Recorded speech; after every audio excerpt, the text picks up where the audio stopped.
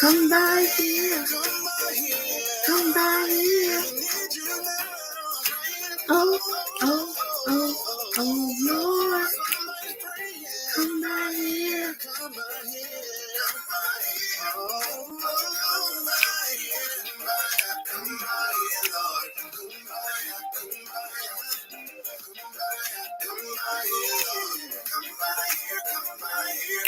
Do what I gotta do to man up. Even when I'm weak, gonna stand up. Just trying to keep my head up. Lord knows that I'm fed up. When it looks like I am finished, no way I can win this. That's when you step in it. You take off the limit. You answer my call before. Each time I need you more. Welcome, welcome, welcome. I want to welcome you here to Sherry, Coffee, and a Whole Lot of Jesus. And today is our third episode, and we are just so excited. I'm glad that you're joining us today, and this is a blessed opportunity for God to just bless us with sharing amazing testimonies and how God has shown love in our lives. This broadcast is in addition to Just Two Daughters, Sherry and Charlene, and we will continuously get in the devil's face and just beat him of his deceptions and lies. So we are here highlighting miracles and what is happening in today's world. And in this 2022, we are going to have a lot of praise and a whole lot of Jesus. So with that being said, I want to talk about my first guest. My guest is she is just fire. Her name is Dr. Cecelia Yopp. And she's a dear friend. She's a mother of two. She's the founder of Brandon Will Enterprises. And she's a certified advanced grief recovery specialist. So she definitely knows how to lean and depend on the Lord. Dr. Yopp is a native of Florida. And she's a beautiful woman after God's own heart. She is the author of several books, Expanding Your Horizons with New Lease on Life, Christian View of Beheading Your Goliaths, and Surviving the Death of an Angel. And my personal favorite, A Life with the Twist of Cheney. So I'm going to bring her to the stage. Let me see if she's ready. There she is. Hey, Hello. Cecelia. Hello. Hi. How are you doing today? Doing well. Thank you so much for having me. I'm really excited. I am so excited you're here. I miss you. I love miss you. you. Thank you. And I'm just so excited that we're here coast to coast. And I'm so excited. I just don't even know what to say. So first of all, I just want you to just kind of tell us a little bit of background about you and how you began your journey as an author, first of all, with your many hats, but how you started your journey as an author. Well, thank you for having me. I'm really excited. Just wanted to say that again. Gosh, how did I begin? Where do I start? I think for the most part, my books have been birthed from experiences, right? Things that God has brought me through. Yes. The very first, and I'm a self-published author, right? So Yes. The very first one is one that was just a compilation of essays that I put together as I worked on my doctorate degree back in some lives ago, it seems, 2002. So, working on a doctorate, you have a lot of papers to write. Yes. And so as part of my dissertation, I put together some of those particular essays that I did to come up with Expanding Your Horizons. And it's just basically a few different essays about different things that, we go through in life.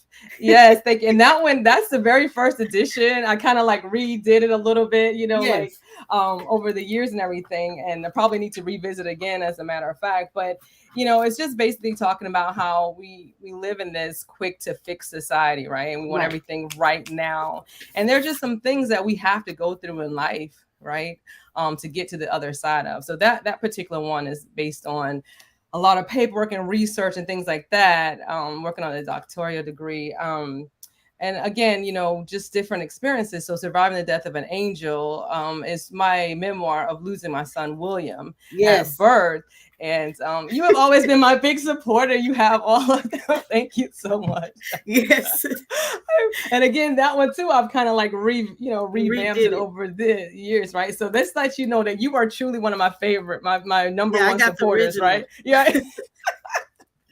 And I truly appreciate that. Yeah. So that one was birthed out of the, the loss and the pain and grieving, losing our son at birth. And your favorite one, yes, yes.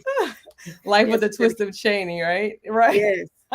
So favorite. That one again, birthed out of experiences that life has thrown at me, and that experience being my now 16-year-old, who, yeah, exactly. I tell you, she has me either cracking up laughing on one side, on the other side I want to just like pop her head off her neck sometimes, right?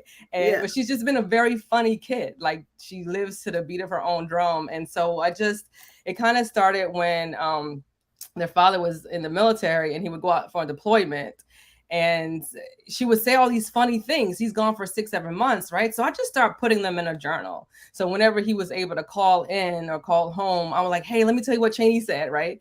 And it just was something that just kept going on for years. Amazing. And just put it into a book. So pretty much, I guess I'm an author because of life experiences.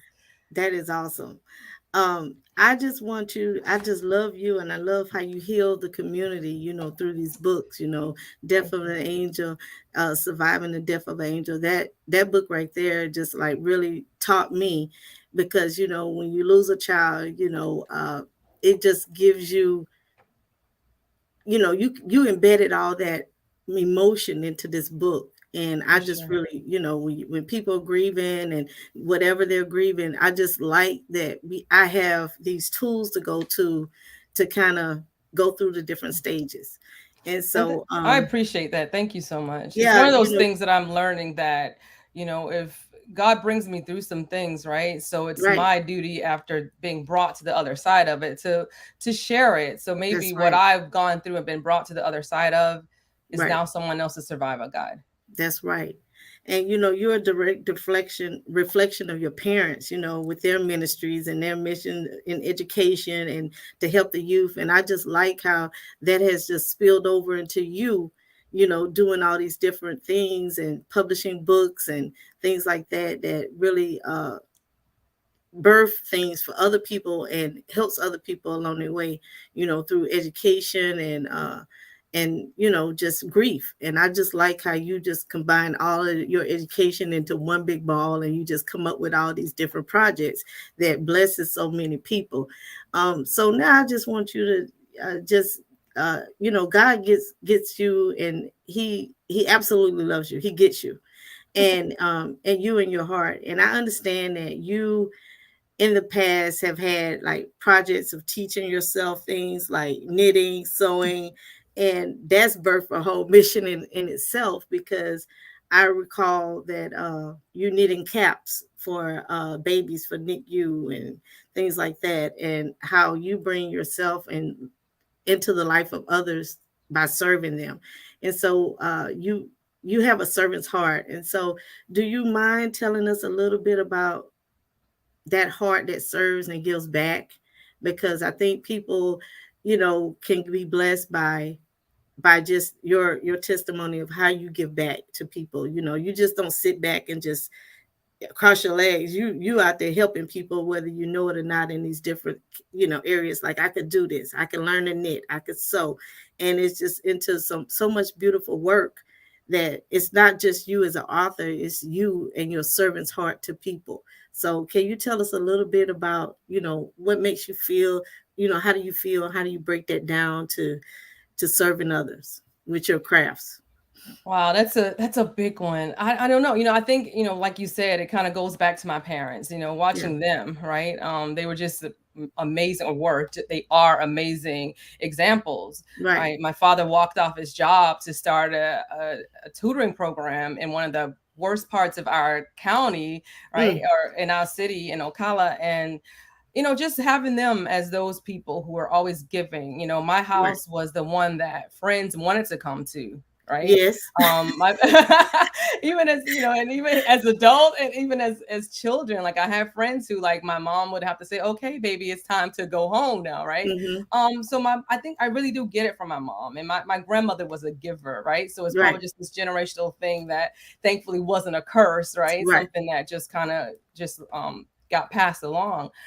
So it's something that I can't really truly, put a finger on. It's just the heart, right? It's just the heart posture that I have, that and I've never given anything of Mm-hmm. myself, any material thing or likewise, and not receive something back. Right.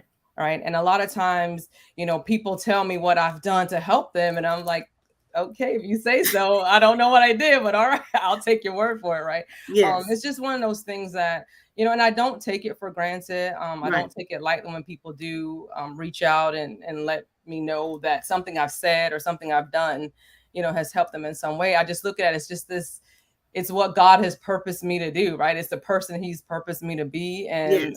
so it's not hard for me to do, and a lot of times I'm doing it because, hey, you do it and not realizing that someone is considering it this huge blessing, or whatever the case is. Yes. Now I'm gonna dig into these books in more depth because I mean you have this whole business, Brandon Will Enterprise, and it's comprised. I would like to first of all know what all of the entities of Brandon Will Enterprise, and then we're gonna dig deep into the different books. And these books, I'm putting a link up in my description so people can get it, as well as your other links. So first, let's just dig into what are the entities of Brandon Will Enterprise, and where did I know where it gets its name, but you mind sharing All right. where it gets its name from? So Absolutely. I appreciate you asking. So Brandon Will is named after our son that we lost at birth, right? His name was William Brandon. Just kind of flipped it around a little bit. So when I originally started back in, again, that was a part of my dissertation for my doctoral degree in 2007 when I got it. I feel like yes. that's like a couple lifetimes ago at this point. Yes. Um, so originally it started out, I was going to just be offering like Christian counseling because my PhD is in Christian counseling. So I was going to offer Christian counseling via Skype and on the phone, that type thing, long distance, and academic counseling because I'm an avid, like, Yes. lifetime learner, as you know. So it started out like that, right? So over the years, as you know, I was in military spouse and moving from here and there and all over the place. I always kept it, but just didn't do so much with it, right? I did do Right. counseling for a few years via the telephone. So now it's shortened to Brandon Will Enterprises because, as you said, I've taught myself to sew.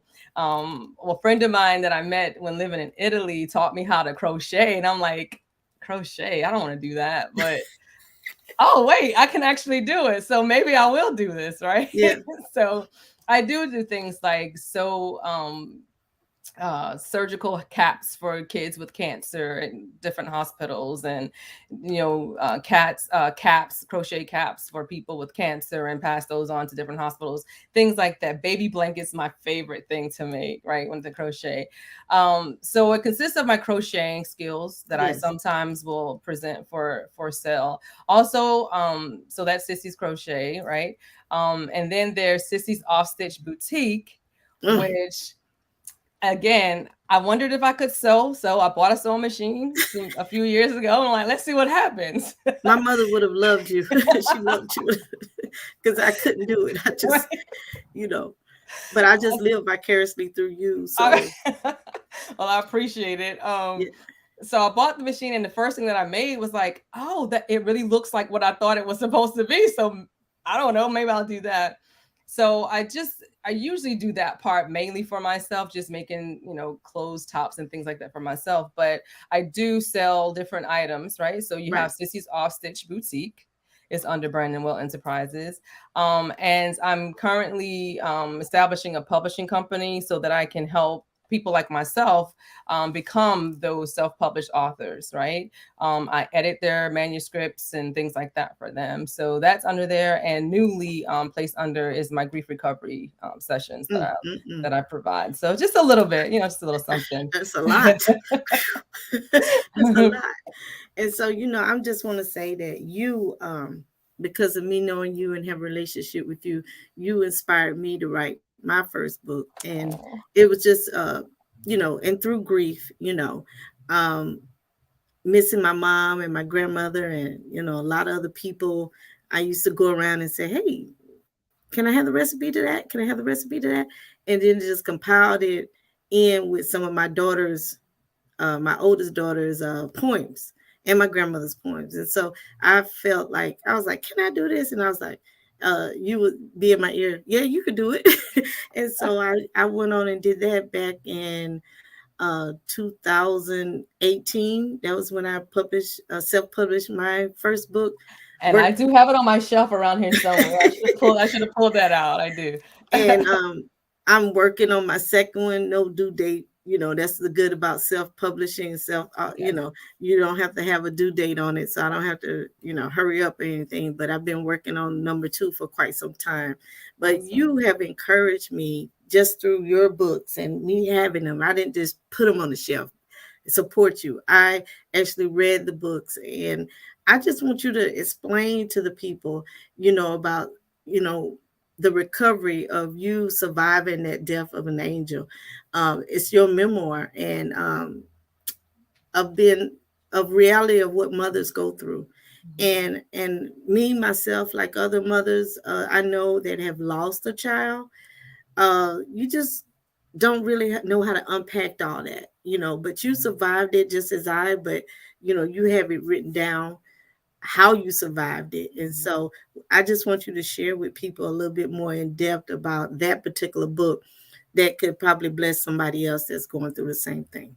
Absolutely. And it's very well, I don't think anything happens by coincidence, right? So this first Sunday in May is National Mourning Mother's Day, right? For those of Yes, us who have lost children. So um to talk about this is very apropos. So it's one of those things where it sounds like a cliche, but truly God brought me through it, right? Because there were yes, times when it was overwhelming. I didn't know what to do, what to say. I didn't have a whole lot that I wanted to say to God for a little while, right? Because there was all yeah, this stuff going on. And I know these people who, why do they get to have kids and you take mine yes, away, right? He would have been loved and, all this kind of stuff. So it was a lot to unpack, but a lot of things that happen is that through society, we are taught all these different myths, right? That correct, really I learned over life are just not helpful, right? They right, might be intellectually correct, but not hmm, helpful. Like, I heard a lot of oh, well, you're young, you can have another one, or God knows yeah, best, and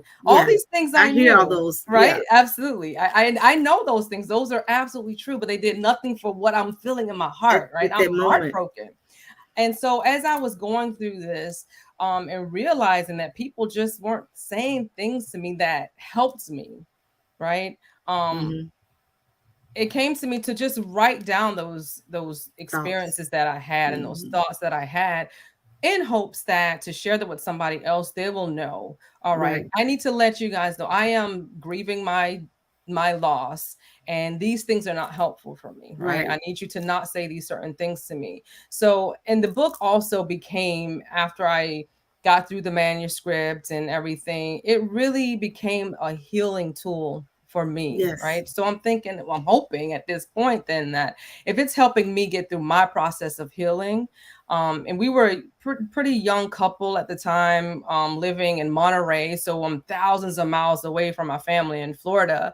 Not too many friends at that particular time there, right? So you feel isolated and alone and all these right, type of things. And so I know it was the grace of God that brought me through those emotions, that helped me to hold on. Although I was angry yes, and at times afraid to be angry, because I saw God at that point as this, you can't get mad at God, you can't question him type thing, but it was truly his grace that brought me through and helped me to hold on to my faith. I never right, stopped believing in him. I didn't exactly, want to talk to him for a little bit, right? yeah, So once I got through that and really started to feel myself healing over the loss of William, the book just became that catalyst, that I was praying would help other people who've gone through it, and not just the women, right? I think we tend to forget that Yeah. when you have a loss like this, and especially when you're not even especially, but the other partner, your life partner, your spouse, whomever it is, they've Yes. lost as well, right? So a Exactly. lot of times it's all of the attention is placed on the woman, and I wanted people to realize this was my then at the time my late husband's loss as well, right? Mm-hmm. And men, they have to grieve too. So I was hoping that the book was going to be that Yes. for whoever read the book, right? So it, Yes. it really did become my healing tool as well. Well, I healed with reading that book also because my first pregnancy I lost one of my twins, um, my twin son, so I could relate to that. And I often wonder, sometimes what would he have been, and how would he have been? Would he have been melantoned, or would he have been wilding out? But I just pray that he probably would have been melatonin because my his twin sister is wild. Right. and, I, and so I just was like, every year I just be like, wow, he would have been this age.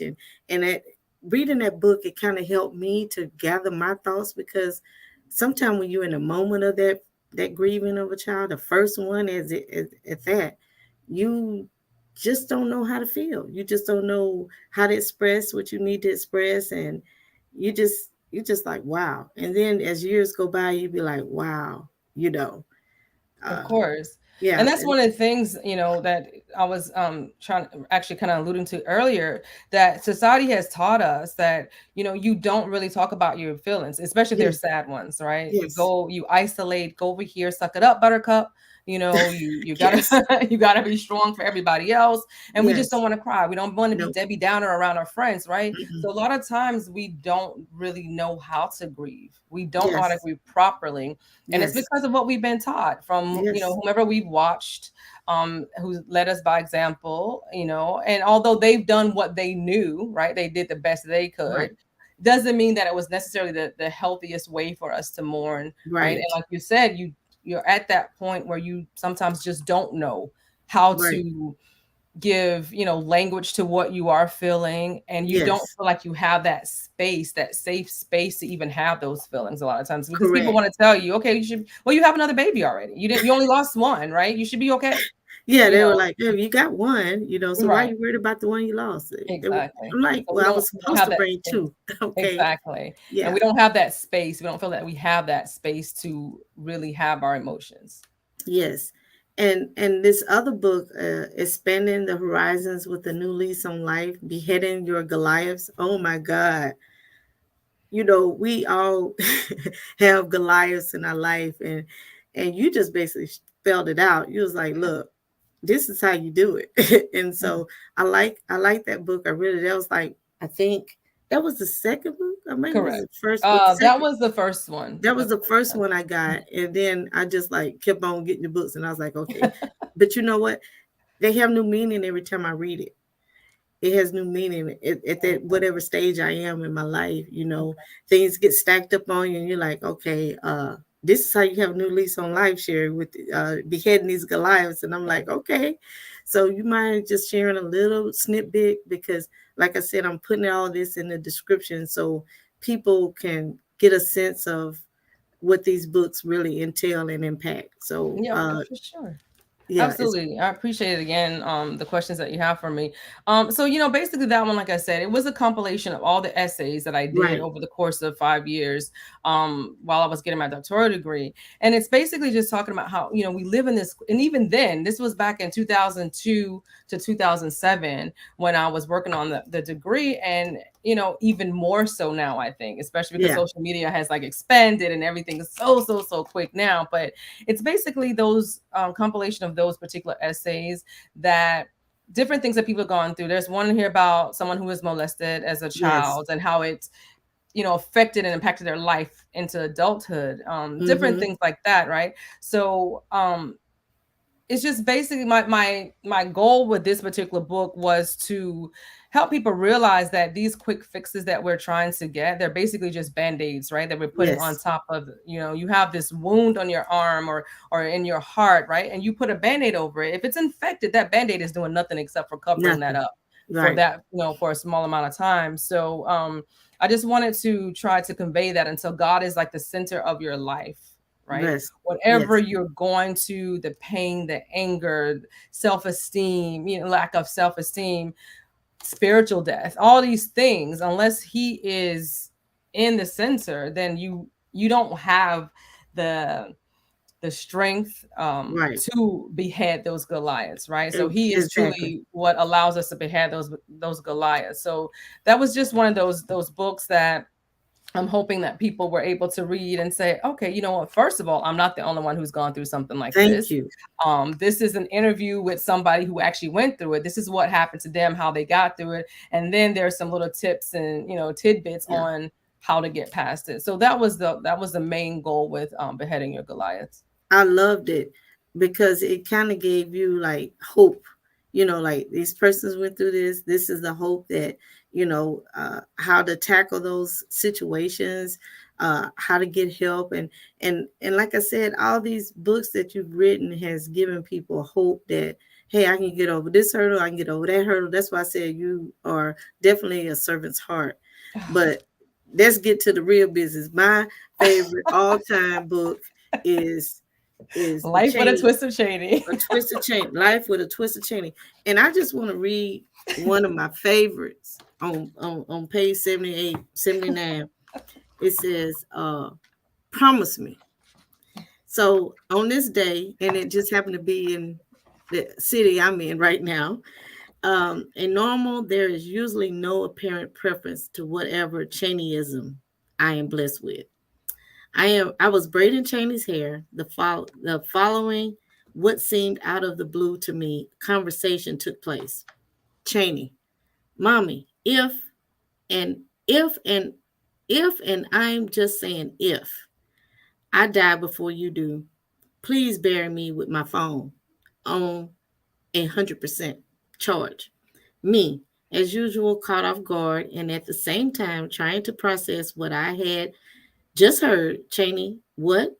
Cheney, in a I'm not playing woman tone. I'm serious, mommy. Promise me you will bury me with my phone at 100% charge. People are always making mistakes, and I don't trust anyone. If I get buried and I'm not dead yet, I need to call you to come get me, please. Promise me. Me, like usual, compelled to comply and laughing out loud. Ugh. Okay, Cheney, I promise. Now, I don't know. I know Cheney personally, and I know that this happened. Right. And amongst other stories that's in here that I was privy to be around when she did. Um, it just made me get goosebumps because sometimes we document our children, and when they get older, they're like, "No, I didn't say that." Oh, yes, you Right. did. It's in a book. And several people have it. So yeah, you Yes, did. yes. Not to embarrass her or anything, because she's Right. 16 now, but I just love the documentation of, and like you said, it was like to keep your now late husband, up to date with things that she was doing. And I'm a military wife too. I wish I would have done that because the oldest one in Cheney, they kind of got Right, kindred right. spirits. Exactly. And so I'm just excited about that book. I love it. I read it all the time when I need a good laugh, Right. and empty nester, but sometimes I need a good laugh and I go back to that Cheneyism. Like this is Cheneyism what's going on right Right. now, especially with my grandbaby. I'm like, For sure. okay, this is Cheneyism repeat to the For 10th sure. power. So, but I love the fact that you documented it. And like I said, uh, my scripture that comes to mind when I think about your servant's heart, it says, give and you will receive. Your gift will return to you in full, pressed down, shaken together to make room for more, running over and poured into your lap. The amount you give will determine the amount you get back. Luke 6:38. And I say that to say, I have seen you get give and it come back to you tenfold times. And that's one of the reasons I wanted you on here to give people hope that, hey, you have a thought in your head to do something, do it. And it's aligned with God and what his will is to get whatever out to help other people, it's going to be blessed. And I Absolutely. feel, because I was there with you with the first book, and then I said, wait a minute, you was working on another book? I mean, you were just coming at them with the books, and I was like, oh my God. Then, the last I heard of you, I know you was doing the boutique, and I was like, the Sissy, was it Sissy Ostrich, yeah, cross Sissy's ostrich. stitching boutique? And I was like, this girl just don't stop.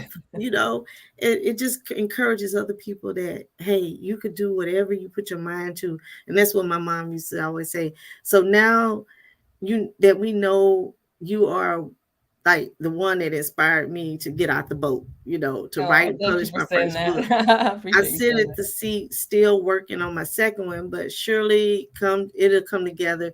And there's absolutely nothing that you cannot do with God, with the Lord on your side. So can you tell us about the steps in which you saw God's hand in each book and project that you have, and the workings of God's faithfulness? Because I know, you know, you probably, because when I wrote my book, I was like, ugh, I know you're working on your dissertation, but these other books, I mean, it just kept coming, and God just kept blessing you with a book and a book and a book. And I'm just like, this girl don't stop. I'm like, you raising kids, you doing all this stuff, you at the parent teacher meetings. I mean, I'm like, when do you sleep? I remember asking you, when do you sleep? But tell me how you saw God's hand on every project. To be honest with you, Sherry, it's like I said, most of the things that I write, right, is based off of something that I've gone through. And a lot of times, I don't know, one of my degrees is in journalism, right? So writing is just something I've always loved to do anyway. But as far as the projects and things like that are concerned, I'm going through things and I'm not seeing them at the time as anything that's going to be Yes. helpful to someone else, right? Right. I'm a big advocate of journaling, right? So I'll Mm-hmm. journal things, write them down to get them out of my head and things like that. And then it's like once I get to the end, once God has brought me through Isaiah 43:2, he promises to bring me through whatever comes Yes. my way, right? So once he gets me out to the other side of it, it's like I start feeling this something on the inside, like it has to be birthed out, right? What you put down on paper has to be shared with other people. And so it's just like this thing of he takes me through these certain experiences, and we all go through experiences, Yes. right? And a lot of times I don't see mine as anything more spectacular or devastating or whatever than anybody else's, but it's like he's let me know that he has a certain audience for me, right? For me Exactly. to help. So Exactly. I just try to be obedient, Yes. right? And it has yet to fail that once I put something out, it has yet to fail that someone, more than someone, has reached out to just say thank you.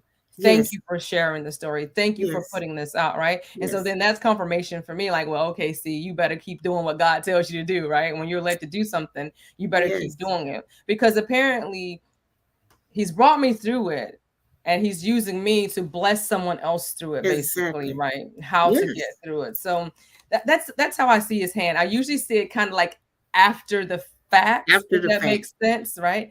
I'm learning more now, especially with things that I've just recently had to go through. I'm learning more now to say, okay, I'm in a dark, sometimes just strange place, but he's got something working, He right? working So it I'm out. just kind of like chilling out, going through what I'm going through, saying, okay, I don't know what, but I know something is getting ready to Something happen, getting ready to happen. You, after this is done.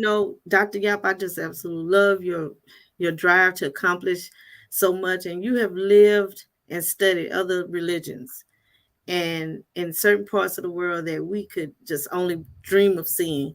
Can you tell us a little bit about how God sustained you in unfamiliar places? Because I just want to ask you that, because I know it, you've been to Japan. I know you've been to Italy. I know you've been to Dubai. And I'm like, wow. I mean, I didn't have enough courage as a military wife to want to go and be outside of my comfort zone. But you you are just, the life you're living has shown your daughters that, hey, He with us everywhere we go. Let's go. Where we gonna go? And I just want to know what tell us a little bit how God sustained you in those familiar places, because I know sometimes it could have been a little scary, I don't know their language, and things like that. So can you just kind of condense, say, tell us about that For experience? sure. Absolutely. Well, there's it's either is it a scripture? I'm not sure, but it's an adage about God taking care of fools and babies, right? So we'll start out with that one Okay. with some of these things that I have experienced. Oh, but yeah, it's just one of those things, it's just one of those things that I really did try to live by of God not giving me a spirit of fear, right? Yeah. Because I Yes. knew that here I am having this opportunity Mm-hmm. to travel, like literally live in other cultures, right, for years at a time and just truly expand my horizon. Mm-hmm. Um, and then once we start having children, it became very important for me. Yes, wherever we can go, let's go and let's take them, right? Just to expose them Yes. to different things. Yes. So yeah, he sustained me because there were some situations that I look back on now where, oh my goodness, that really could have turned out in a totally different way, right? For example, when we were living in Bahrain, and it's when there was this uprising, so-called uprising, and there were a lot of Saudi police and military brought over to Bahrain to, maintain the peace or whatever. And our best friends at the time were living there as well. They were stationed there. So they lived in the area where all the Saudi police and Saudi Arabian police and military were guarding, right? Right. So we were told as Americans, like, if you live in that area, show them your paperwork, let them know you're just trying to go home, whatever the situation is. And so my friend and I, we were going back to their flat because they lived in that area. They're going to try to move out, right? It's another part of the island. And so I'm riding with her as we always did. The girls were at school, the guys were at work. So we were exploring Bahrain. And so we pull up to this checkpoint. And so I'm like, okay, we're going to do what we're supposed to do, right? I put the window down a little bit. I did not have to open the window or the door. We are American and we're just trying to go to her flat to get some things. Well, he didn't like it, right? I don't know if it's because here, one, you're a Westerner, two, you're a woman talking to me and you don't, speak to me in that way in that culture. So he was just angry. So he pulled down his mask and he's like, "Get out of the car." And I'm like, "I'm not getting out of the car. Like, that's not what I'm supposed to do." So, now what, right? So, Boldness. so it escalated to, he was just telling her to turn the car off. And so my friend's like, oh my God, we're going to die today. Like, oh my gosh. I'm like, girl, calm down. So she's freaking out. And her freaking out was actually kind of making me laugh. But I'm trying to be serious. This guy with his AK, whatever it is, he's holding next to my window. And I'm like, listen, we're Americans. We're just trying to get to, she lives here. We need to get to her house. Well, he hits the car. He tries to yank the door open, all this kind of stuff. So my friend was like, you know what, forget it. Whatever's at my flat, I don't need it that much, right? So we turn around. This is why Cheney is the way she is, by the way. I'm learning that now too. Yeah. So we turn around and, we go off and have lunch, call the guys. This is what just happened to us, blah, blah, blah, blah, blah, whatever. So when I think back on it years later, at first for a while, I'm cracking up. Guys, this is what happened. Let me tell you what happened, blah, blah, blah. But years later, as I've gotten a little more mature, I guess, it's like, had it not been for God in that situation, it could have really been a totally different outcome, right? So yeah, fools and babes, he takes care of us. He really does. And I haven't been a baby for a very long time, very long time. I like that, fools and babies. But I just enjoyed being able to experience other cultures and really get an understanding that, no matter where you are in the world, we all, amongst all the differences, we do have a lot of things in common. We are humans, right? When it boils down to it, we all are humans. So I've enjoyed it, but I thank God for his protection. That's for sure. Another verse comes to mind when I think about you. It says, "Fear not, for I am with you. Be not dismayed, for I am your God. I will strengthen you. I will help you. I will uphold you with my righteousness, righteous right hand. That's Isaiah 41:10. I really love that that verse because you just explained us, you didn't have no fear. I mean, you speak in boldness, you live in boldness, and I love that. So, as we bring this broadcast to a close, I just want to first ask you about your grief counseling services. It's helped so many people, and I will share the link on everything as well. Your grief counseling services. Can you tell us a little bit about what you provide? So, if someone was seeking help for grief, no matter what it is, um, what services you provide? Absolutely. Yes, that's something that I've really come to realize is my purpose in life, right? Thank God. Being a grief worker. And again, God's brought me on the other side of some stuff here, Yes. really recently. One being the death of my husband. Right. And prior to that, the death of our relationship, right? Yeah. Unfortunately, our 23-year marriage was in the Mm-hmm. process of dissolution and process of divorce when he passed on. Um, so I've come to realize that grief work is definitely the work I'm supposed to do. So I I went through the grief recovery method for myself after Mm-hmm. he passed on, and then I'd already had a degree in Christian counseling, and it just came together. Like, this is it. Yes. I prayed for, like, what is my purpose in life, and this is it. I finally feel it. So what I do now, I'm an advanced specialist where I provide online sessions, one-on-one, in the privacy of your own home, of grief recovery method. So it's a 7-week action oriented program, basically, that kind of was birthed from the heart of a grieving father who lost a child, who he Right. and his wife lost a child. And as he began to recover, other grievers began asking him, like, help me. What is, I see the difference in you. What's going on? Please help me. So he wrote the book, The Grief Recovery Handbook, which is what I use during in the sessions. So it helps. What I do is guide these my clients one-on-one, like I said, through a 7-week action oriented program. I just guide Mm-hmm. them. They do all the hard work, right, to get past. So I help them move beyond or complete their relationship to the pain and the anger and the resentment, the sadness, the hurt of these losses, these emotional losses that they've had. There are more than 40 different Oh, losses, wow. life events Yes. that produce grief in us, Right. right? And if you ask anyone, most people say, oh, death, divorce. But there's a loss of protection, a loss of safety, a loss of Right. faith in God, maybe, right? Right. Um, a, as a military spouse, when Yes. we move, every time we had to move, that Yes. was a loss, right? Because there was a I change. understand. Absolutely, there was a Yes. change, something being, something different now. For our Right. children had to leave friends and things like that. Yes. There's those intangible losses too, like loss of respect or hope, things like that. So I guide my clients through what's normal and natural, those normal and natural reactions to those particular losses. So I just want to help them complete that relationship with the pain. So I offer those services for 7 weeks. So it's one day Okay. a week. We will meet via Zoom.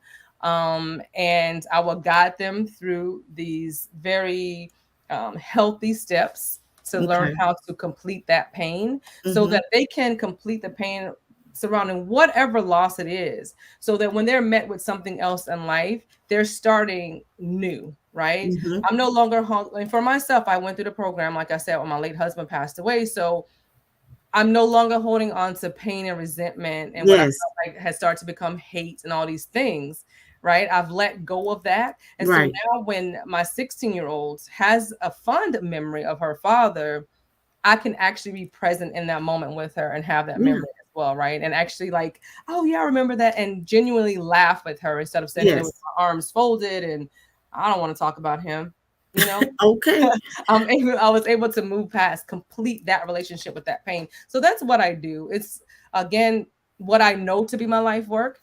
And the link, if you go to that particular link to my microsite, it will allow you the opportunity to connect with me so that we can Right. I'll offer a free consultation so we can talk a little bit more in detail about the grief recovery method. It's helped people for over 40 years. The Institute is amazing. I'm very thankful to be one of their specialists and able to do this grief work that has touched so many people for so many years. I am so proud of you. That is Thank awesome. I love it.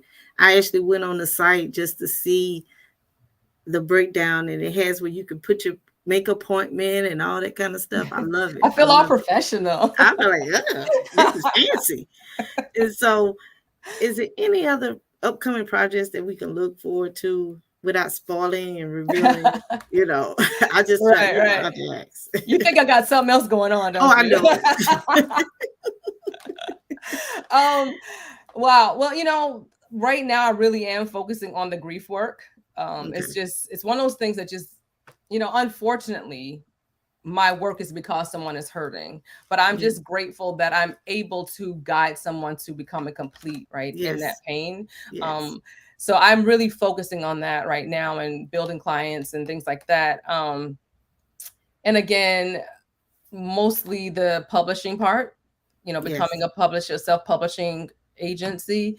And my sister and I have some things, projects that That's we're what I working was on alluding together, to. right? So we have a food and beverage brand that we've Ooh, kind of launched called Natty Chicks, Nattychix. Um, so we're up and going in that. So I became pescatarian almost 2 years ago, and we basically have put together something that we just love to do. We get in the kitchen together whenever we're together and act crazy in the kitchen. We end up cooking something every time. So it's like, okay, let's do something with that, right? So whatever I prepare, the pescatarian version, she prepares a plant-based version of that. So that's one of the main parts of it, but it's some other little parts that we're going to be doing within Natty Chicks. So yeah, you're right. You know me. I got some that's stuff what I going on. said. These it's different things, that's adding on to this big old ball of things that you do. And I'm so excited for you to see the growth of from being an author and a counselor, because I remember back in the day you were educational, uh like you specialize in education, where you would help kids get their packets together for Right. college and things like that. And Right. I remember back when, and so you've Right. evolved from all of this and just compiled it into one big ball. And I just love, love, love, love all the steps that you have that compiled into your enterprise. And I'm just so excited that you came on today. Well, I thank you for love having me, and thank you for being one of my number one number supporters one, don't from forget day it. one. From day one. Yeah. I thank God for aligning you with me in such a strong and wonderful way that I feel that we're sisters for life. And I, For I sure. just thank you for coming and Oh, joining me today. thank you. And like I said, I will have all of your links attached to the description of this broadcast. And so with that being said, before I let you go, I have a couple announcements. Um I invite you to subscribe to this YouTube channel, join our Tumblr page. It's a blog that kind of gives inspiration and content aligned with Just Two Daughters, Sherry and Charlene. And we'll be broadcasting tomorrow. Just thank you for that's the email. If anybody needs prayer or assistance in any way, it is completely confidential. And that's pretty much it. And just subscribe, like, comment. This broadcast will be rebroadcast on the other outlets later on, so you can hit the replay button and play it back. Also, all her links will be attached for her books as well. I advise you. I highly recommend them because I have all of them stacked right here. And I just thank you for joining us. And so, with everything else being said, we're going to sign out. But before we sign out, I just got to put my Darwin and Darwin back on. And That's we're going it. to go on out with Darwin and Darwin. Thank you so much for having me, Sherry. Thank you.